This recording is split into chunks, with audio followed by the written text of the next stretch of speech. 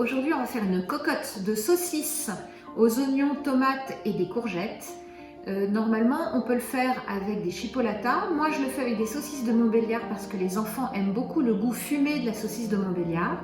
Et vous pouvez mélanger les deux sortes de saucisses aussi. C'est parti! Il nous faut des saucisses de Montbéliard. Moi, j'en ai pris 2,5, des tomates. Alors, dans les magasins surgelés, il y a des cubes de tomates ou des quartiers de tomates tout faits si vous n'avez pas de tomates sous le coude, des oignons émincés, 2 courgettes, sel, poivre, c'est tout. Pendant que ma cocotte chauffe sans matière grasse, parce que la Montbéliard rend déjà beaucoup de gras, je coupe mes Montbéliards en grosses tranches en biais et comme elles sont un peu longues, je les recoupe en deux. On a fait chauffer notre cocotte, on ne met pas de matière grasse, la saucisse en rend suffisamment et on les met à griller. Quand elles vont avoir un petit peu grillé, on va les retourner et on ajoutera nos oignons. Pour nos courgettes, on va les couper en gros cubes, mais suffisamment épais pour justement les garder avec un petit côté croquant.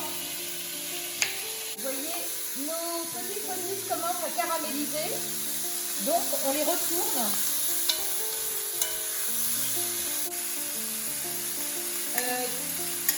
Elles vont commencer à caraméliser, on ajoute nos oignons à feu vif pour que les oignons roussissent. On va juste poivrer nos saucisses parce qu'elles sont suffisamment salées. Le sel, on le mettra sur les courgettes tout à l'heure. Et je vais ajouter, pendant que ça rissole de l'autre côté, mes tomates sur le dessus pour qu'elles fondent un petit peu. Voilà, je vais remuer un petit peu ma cocotte pour que mes saucisses et mes oignons n'attachent pas trop dans le fond. On va les laisser réduire, baisser un peu le feu. Alors, on avait saisi à feu très vif. Là, je baisse à 6, ça suffit largement. On va laisser confire sans couvrir notre cocotte environ 20 minutes et ensuite nous ajouterons nos cubes de courgettes. On salera, on poivrera un petit peu les courgettes. On les laissera sur le dessus sans mélanger encore 15 minutes et ensuite on mélangera. Voilà.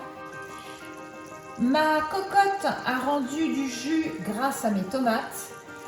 On laisse un petit peu réduire, ça fait environ 20 minutes que les petites saucisses, les oignons et les tomates cuisent ensemble. Nous allons ajouter sur le dessus les courgettes et nous allons poursuivre la cuisson encore 15 minutes. Je pose les courgettes sur le dessus sans remuer dans un premier temps afin que les cocottes, les saucisses puissent réduire encore un petit peu avec le jus. Je vais juste ajouter, comme je vous le disais tout à l'heure, un petit peu de poivre sur les courgettes, un tout petit peu de sel, mais vraiment extrêmement peu parce que les saucisses en rendent beaucoup. Voilà.